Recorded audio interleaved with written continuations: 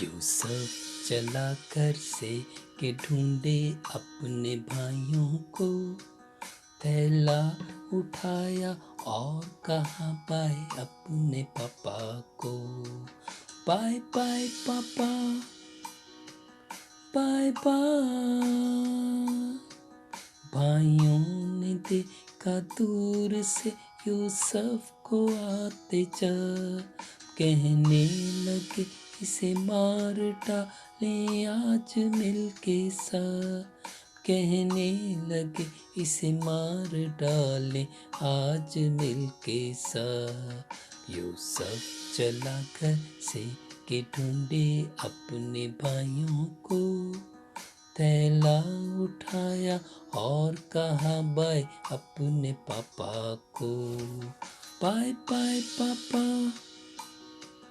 Bye bye. सबक number 8, hardship, मुश्किलात। ये इब्रानी गुलाम जो तू लाया है, अगर हम पैदाइश 39 बाब की 17 आयत देखें तो उस पे यूं लिखा है, ये इब्री गुलाम जो तू लाया है मेरे पास अंदर घुस आया कि मुझसे मजाक करे। हमने 7वें सबक में सीखा कि यूसुफ अपना पहरन पोतीफर की बीवी के हाथ में छोड़कर भागा और बाहर निकल गया। जब पोतीफर की बीवी अपने इरादे में नाकाम हो गई और वो बहुत गुस्से में थी अपनी नाकामी की वजह से, आप समझ सकते हैं कि जब कोई शख्स नाकाम होता है, उसके इरादे और मकसद पूरा नहीं होता, तो गुस्से का दर्जा किस कदर बुलंद होता है और किस लेवल का गुस्सा होता है। इसलिए वो जोर जोर से चिल्लाती रही और उसने क्या किया, पहले तो अपने घर के आदमियों को बुलाकर उनसे कहा, ये गुलाम हमसे मजाक करने के लिए अंदर घुस आया।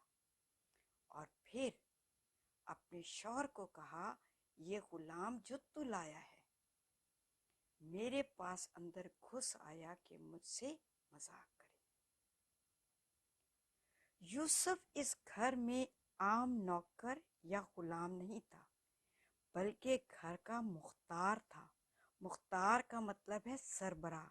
वो इंचार्ज था पोतीफर के पूरे घर का और सब उसकी इज्जत करते थे, उसका हुक्म मानते थे। अगर हम पैदाइश 39 बाब की 4 आयत से 7 आयत तक का मुताला करें तो हम देखेंगे कि वहां लिखा है कि यूसुफ पोतीफर की नजर में मकबूल था। मेरा ख्याल है कि बाकी लोगों में भी उसकी अच्छी आदतें मशहूर थीं और अच्छी आदतों की वजह से न सिर्फ वो पोतीफर की नज़र में मकबूल था, बल्कि वो सब लोगों की नज़र में मकबूल था। पोतीफर ने उसको अपने घर का मुख्तार बनाकर सब कुछ उसे सौंप दिया था। यूसुफ घर का और उसके सारे माल का मुख्तार था। सोचिए, जो उसके घर में रुपया पैसा आता था उसका भी मुख्तार, उसका सरबराह भी यूसुफ था। और आगे लिखा है, सब कुछ जो पोतीफर के घर में था, उसकी खेत में था, सब कुछ में यूसुफ की मर्जी चलती थी। और सब काम घर के हों, खेत के हों, कारोबार के हों, सब का सब यूसुफ की मर्जी से होता था। और मालिक अपना सब कुछ यूसुफ के हाथ में छोड़ दिया था। यूसुफ उसके भरोसे का आदमी था।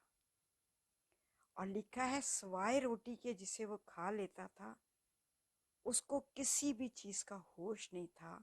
मेरा ख्याल है पोतीफर एक वफादार बेटे की तरह उस पर भरोसा करता था और वो उसके घर का मालिक था, सरबराह था।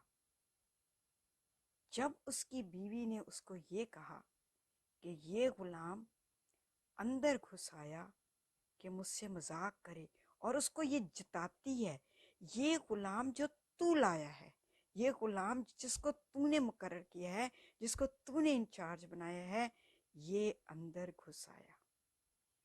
और मेरा ख्याल है कि 44 के उस वक्त होश उड़ गए होंगे, क्योंकि वो उस पर अंधा एतमाद करता था, और हो सकता है कि वो अपनी बीवी की हरकतों को भी जानता हो।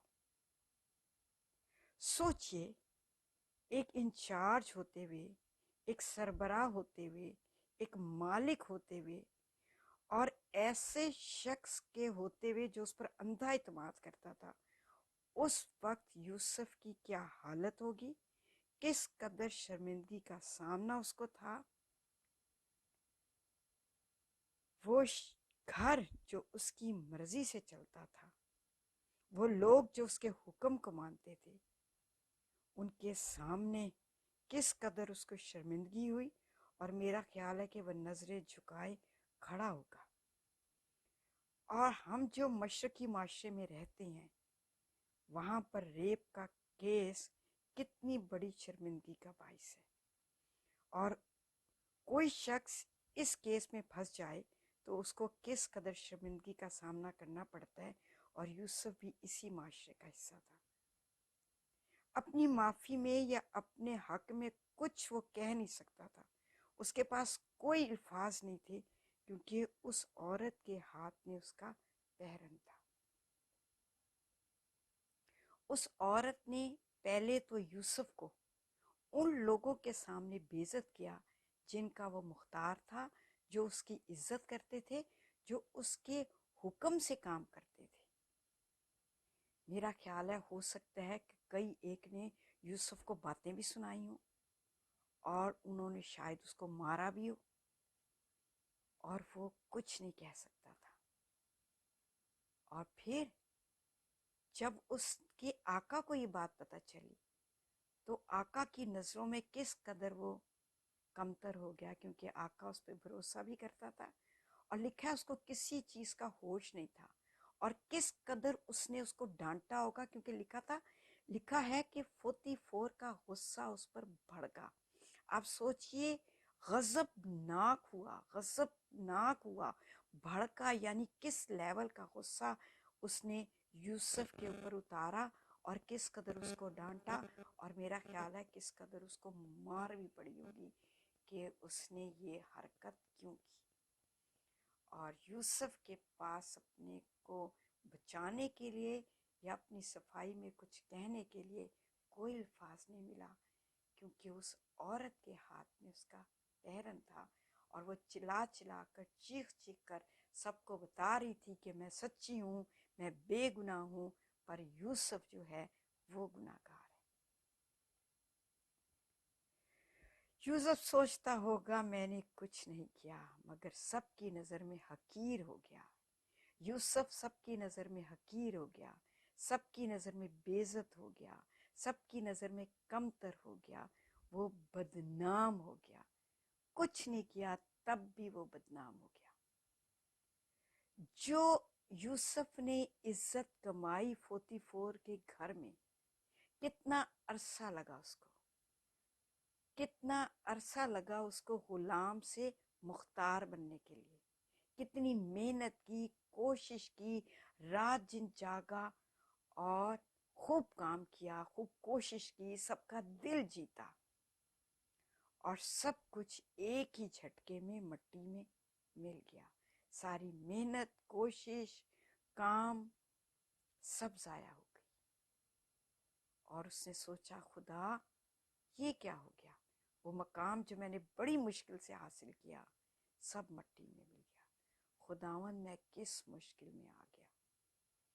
और आका ने उसे कैद खाना में डाल दिया, जहां पर बादशाह के कैदी बंद होते थे।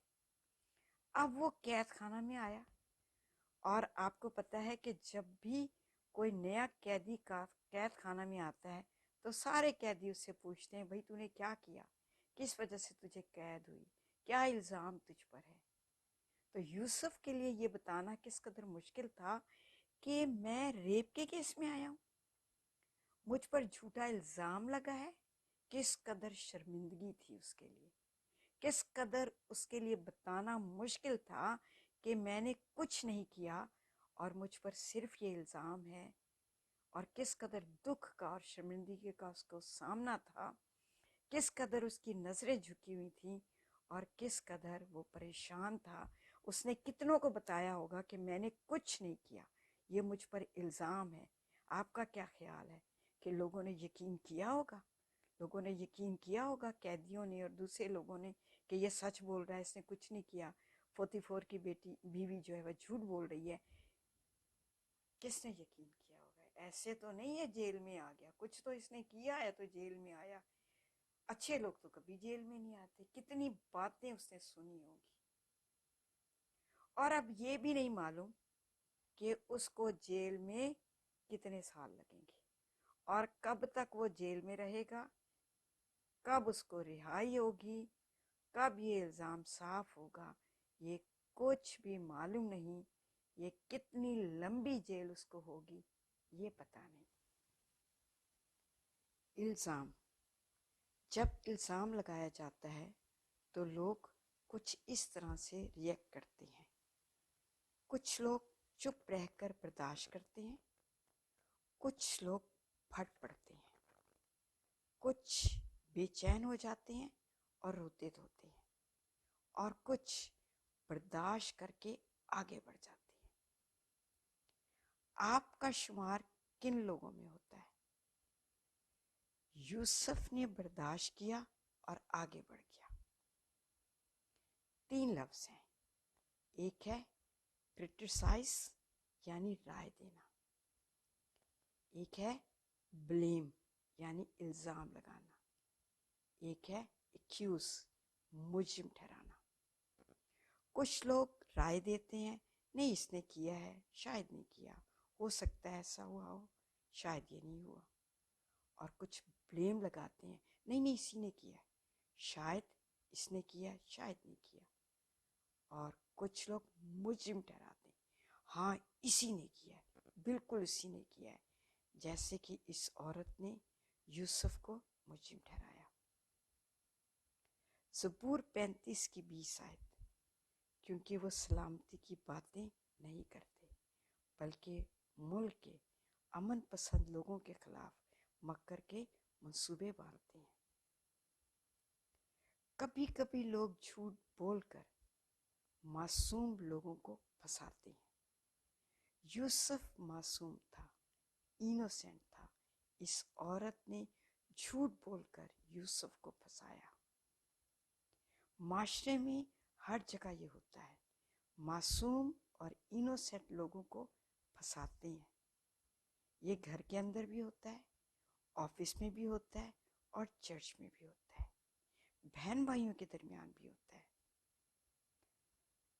کچھ لوگ الزام سے لڑکھڑاتے نہیں ہیں بلکہ کھڑے رہتے ہیں. ان میں اتنی ہمت ہوتی ہے کہ وہ برداشت کرتے ہیں اور پی جاتے ہیں. یوسف کھڑا رہا، برداشت کیا اور پی گیا اور آگے بڑھ گیا.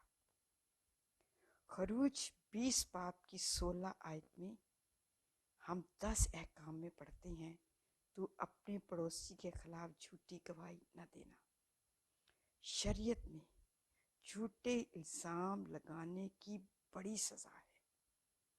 استثناء 19 باب کی 18 سے 20 آیت کا مطالعہ کریں تو وہاں لکھا ہے قاضی خوب تحقیق کرے، گواہ جھوٹا نکلے تو جس قسم کا سلوک اس نے کیا ہے اس کے ساتھ ویسا ہی کیا جائے، یعنی جان کے بدلے جان، آنکھ کے بدلے آنکھ اور دانت کے بدلے دانت. خدا کی نظر میں یہ بہت ہی بڑی اور بری بات ہے کسی پر الزام لگانا. معاشرے میں جنسی الزام لگانا تو بہت ہی بری بات ہے. جس پر جنسی الزام ہوتا ہے کہ اس نے ریپ کیا ہے، وہ انسان معاشرے میں کسی کو منہ دکھانے کے لائق نہیں رہتا. اور کئی لوگوں کا کام یہی ہے کہ وہ الزام لگائیں. وہ یوں کہتے رہتے ہیں اس کا چکر اس کے ساتھ ہے، اس کا چکر اس کے ساتھ ہے، اور ہمارے معاشرے میں ایسے کام بہت لوگ کرتے ہیں۔ اگر ہم آستر کی کتاب کا مطالعہ کریں تو حامان نے مردگی پر الزام لگایا، اور نہ صرف وہ حسد کے مارے مردگی کو مروانا چاہتا تھا بلکہ پوری قوم کو مروانا چاہتا تھا، پر مردگی کھڑا رہا۔ دانیل 6 باب کی 25 آیت میں دانیل پر الزام لگایا کہ یہ 3 وقت دعا کرتا ہے۔ دانیل بھی کھڑا رہا، یوسف بھی کھڑا رہا، مردگی بھی کھڑا رہا، دانیل بھی کھڑا رہا۔ یوحنا کی انجیل 8 باب کی 16 آیت میں ایک عورت کو لاتے ہیں، اس پہ الزام لگاتے ہیں۔ یسوع نے اس سے سوال کیا، کیا تجھ پر کسی نے الزام نہیں لگایا؟ کہتی نہیں۔ یسوع نے کہا جا، میں بھی الزام نہیں لگاتا، پھر گناہ نہ کرنا۔ یسوع مسیح ایک زندہ اور بڑی مثال ہے۔ یسایہ 53 باب، اس کا مطالعہ کریں تو اس میں لکھا ہے اس نے منہ نہ کھولا، وہ خاموش رہا۔ یسوع مسیح پر بہت سارے الزام لگا رہے تھے، بہت سارے جھوٹے گواہ تھے، وہ بہت سارے الزام لگا رہے تھے، اور حاکم نے کیا تو سنتا نہیں ہے؟ یہ تجھ پر اتنے الزام لگا رہے ہیں، مگر وہ خاموش رہا۔ اور یسوع مسیح کھڑے رہے، انہوں نے تمام الزاموں کو برداشت کیا اور خاموش رہے، منہ نہ کھولا۔ جب لوگ پاور میں ہوتے ہیں تو پھر وہ دوسرے کی بات کو مان جاتے ہیں۔ پہلا تو اس کو معلوم تھا کہ یسوع بے قصور ہے، مگر لوگوں کا اتنا پاور تھا، اتنا پریشر تھا، انہوں نے مجبور کیا، تو پلاطوس نے لوگوں کے آگے کھڑا نہ رہ سکا۔ پلاطوس لوگوں کے آگے کھڑا نہ رہ سکا، بلکہ اس نے یسوع کو سزا سنائی کہ اس کو صلیب دے جائے۔ وہ پریشر میں آ گیا۔ 44 کو بھی معلوم تھا کہ اس کی بیوی جھوٹا الزام لگا رہی ہے، مگر وہ بھی کھڑا نہ رہا، کیونکہ اس کی بیوی پاور میں تھی اور یوسف کمزور تھا۔ 44 بھی کھڑا نہ رہ سکا، بلکہ اس نے یوسف کو جیل میں بھیج دیا۔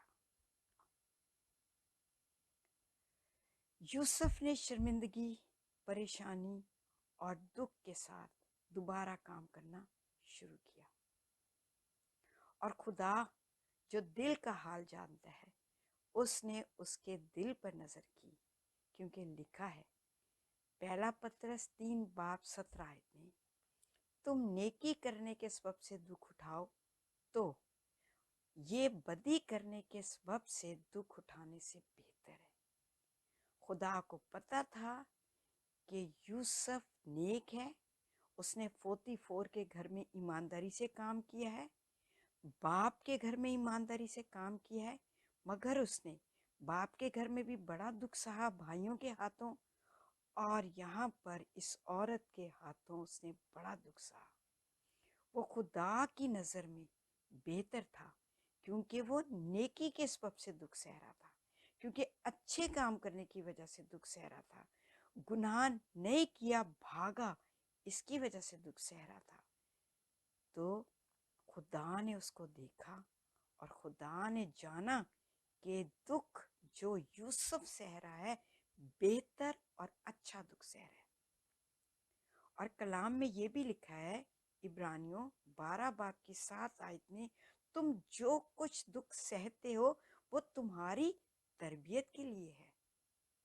یوسف کی دکھوں سے تربیت ہو رہی تھی، اور میں نے آپ کو پہلے بھی بتایا کہ خدا حالات کو استعمال کرتا ہے اور حالات ایسے پیدا کرتا ہے جس سے وہ یوسف کی بھی تربیت کر رہا تھا اور میری اور آپ کی بھی حالات سے تربیت کرتا ہے۔ اور یوسف کی باپ کے گھر میں تربیت ہوئی، 44 کے گھر میں تربیت ہوئی، اور اب قید خانہ میں بھی اس کی تربیت ہو رہی ہے۔ اور متی کی انجیل 5 باب کی 11 آیت میں لکھا ہے اور ہر طرح کی بری باتیں جو تمہاری نسبت ناحق کہیں تو تم مبارک ہوگے۔ यूसुफ तो मुबारक था, बुरी बातें उसके हक में लोगों ने कहीं, उसको बुरा कहा, उसकी निस्बत बुरा कहा, उस औरत ने गलत इल्ज़ाम लगाया और लोगों ने यूसुफ को गलत समझा, लेकिन वो खुदा की नज़र में मुबारक है। यूसुफ खुदा की नज़र में मुबारक था, इसलिए यूसुफ ने शर्मिंदगी की परवाह न करते हुए उसने कैद खाना में दोबारा आहिस्ता आहिस्ता काम करना शुरू किया, और फिर वो कैदियों की नज़र में भी और दरोगा की नज़र में भी मकबूल ठहरा। और हमारा मालिक यीशु मसीह, उसने भी शर्मिंदगी की परवाह नहीं की और सलीब का दुख मेरे और आपके लिए सहा।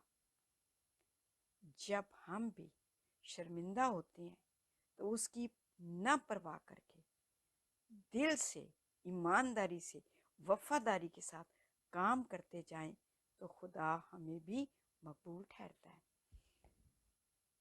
तो यूसुफ कैदियों की नज़र में और दरोगा की नज़र में मकबूलियत उसको मिल गई, और दरोगा ने भी सब कैदियों को जो उस कैद खाना में थे यूसुफ के सुपुर्द कर दिया, क्योंकि यूसुफ बेसिकली ईमानदार आदमी था, वफादार आदमी था, मेहनत करने वाला था, काम करने वाला था। तो फिर कैद खाना में भी जो कुछ कैद खाना में होता था यूसुफ की मर्जी से होता था। एक बार फिर वो मुख्तार बन गया, और लिखा है कि दरोगा सब कामों को यूसुफ के सुपुर्द करके बेफिक्र हो गया, 44 की तरह बेफिक्र हो गया। यूसुफ खुदा की नज़र में बेगुनाह था, इसलिए खुदा ने उसको कैद खाना में इकबालमंद किया और उसको सरफराजी बख्शी, उसको मकबूलियत बख्शी। ज़रा सोचिए, जब ज़िंदगी में आप पर भी किसी ऐसे काम का इल्ज़ाम लगता है या कोई ऐसा काम जो आपने नहीं किया, उसके बायस आपको शर्मिंदगी होती है, शर्मिंदगी का सामना करना पड़ता है, तो फिर आपकी क्या हालत होती है? आप काम करना छोड़कर तन्हाई इख्तियार करते हैं, या यूसुफ की तरह सब कुछ पीठ पीछे फेंक कर, क्योंकि कलाम में लिखा है पिछली बातों को भूल कर, फिलिपियों के खत में, पिछली बातों को भूल कर आगे की तरफ जाना है, निशान की तरफ जाना है, तो फिर आप क्या करते हैं? मैं एक शख्स को जानती हूँ, वो एक कंपनी में काम करता था। उस पर वो साथी जो उससे नफरत करते थे और उसकी सीट पर आना चाहते थे, उन्होंने उस पर चोरी का इल्ज़ाम लगाया, और फिर उसकी बहुत तलाशी ली गई और हर चीज़ उन्होंने छान मारी, जहाँ जहाँ वो जा सकते थे, जिस जिससे वो पूछ सकते थे, जिस जिस कापी को, जिस जिस रजिस्टर को वो देख सकते थे, उन्होंने सब कुछ किया। और फिर उस शख्स पर इल्ज़ाम साबित नहीं हुआ, लेकिन इस असना में जब उसकी जांच पड़ताल हो रही थी और उसके मुतालिक सबूत तलाश किए जाते थे, उस शख्स ने 12 साल एक बड़ी मुद्दत है, 12 साल इसी शशोपंज में, इसी कैफियत में, बेरोज़गारी में गुजारे, और 12 साल के बाद कुछ न मिलने के बाद दोबारा उस शख्स को उस जॉब पे बहाल किया गया, और दोबारा उसको वो इज्जत मिली, दोबारा उसको वो रुतबा मिला, उसकी सैलरी डबल हुई, उसकी इज्जत में इजाफा हुआ। वो लोग जो उसको जेल करवाना चाहते थे वो शर्मिंदा हुए, और उस शख्स को दोबारा इज्जत मिली, दोबारा कदर मिली। खुदा दिलों को जानता है। अगर आपके साथ भी ऐसा है, आपके घर में आप सोचते हैं, या अक्सर हम सोचते हैं सबसे ज़्यादा दुखी हम ही हैं, मेरे साथ ज्यादती हो रही है, ऑफिस में, घर में, ख़ानदान में, चर्च में, मुझे वो रुतबा नहीं दिया जा रहा, मुझे तो बहुत कुछ आता है, मुझे तो बहुत कुछ मालूम है। लेकिन हम ये नहीं सोचते कि ये मुश्किलात हमारी तरबियत के लिए हैं। अगर हमें पीछे किया जाता है या हमसे ज्यादती होती है, ये हमारी तरबियत का हिस्सा है। खुदा हमें छांट रहा है, हालात के ज़रिए, लोगों के ज़रिए खुदा तराशने का काम कर रहा है, लेकिन खुदा ने हमारे लिए तो कुछ एक अलग ही मकाम रखा है। जैसा कि उसने यूसुफ के लिए एक अलग ही मकाम रखा, खुदा यूसुफ को हालात में से गुजार कर, मुख्तलिफ तरह से तरबियत देकर उस जगह पे खड़ा करना चाह रहा है जो खुदा ने उसके लिए मुकर्रर किया है।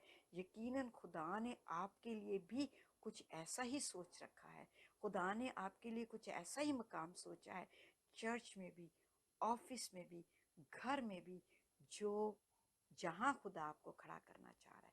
पर ये तरबियत का मरहला है, खुदा आपको तरबियत दे रहा है, खुदा आपको छांट रहा है, बना रहा है, ताकि बना कर, छांट कर, तराश कर उस जगह खड़ा करे जो खुदा ने आपके लिए मुकर्रर किया है। क्योंकि कलाम में लिखा है, वो तेरे हक को दोपहर की तरह रोशन करेगा, वो तुझे सरफराज करेगा, कामरान करेगा, और जो तुझ पर गजबनाक होते हैं, कलाम में ये लिखा है, वो शर्मिंदा होंगे। खुदावंद आपको बहुत बरकत दे। मत घबराएं, कोशिश करें, मेहनत करें, खुदा वक्त पर आपको सरफराज करेगा। कपड़े उतारे पीटा बड़े ही गुस्से में, फिर फेंक दिया एक गहरे से कुएं में, फिर फेंक दिया एक गहरे से कुएं में। यूसुफ चला घर से के ढूंढे अपने भाइयों को, थैला उठाया और कहा बाय अपने पापा को। बाय बाय पापा, बाय बाय। एक इस्माइली काफिला गुजरा करीब से, सिर्फ 20 रुपए में बेचा बड़ी बेदर्दी से, सिर्फ 20 रुपए में बेचा बड़ी बेदर्दी से। यूसुफ चला घर से के ढूंढे अपने भाइयों को, थैला उठाया और कहा बाय अपने पापा को। बाय बाय पापा, बाय बाय। पहले 44 के घर, फिर कैद खाने में, फिर एक दिन पहुंचा फिरौन के महल में, फिर एक दिन पहुंचा फिरौन के महल में। यूसुफ चला घर से के ढूंढे अपने भाइयों को, थैला उठाया और कहा बाय अपने पापा को। बाय बाय पापा, बाय बाय। यूसुफ ने अपने भाइयों को माफ कर दिया, यीशु ने भी हम सबको है माफ कर दिया। काश हम भी एक दूसरे को माफ कर सकें। यूसुफ चला घर से के ढूंढे अपने भाइयों को, थैला उठाया और कहा बाय अपने पापा को। बाय बाय पापा, बाय बाय, बाय बाय।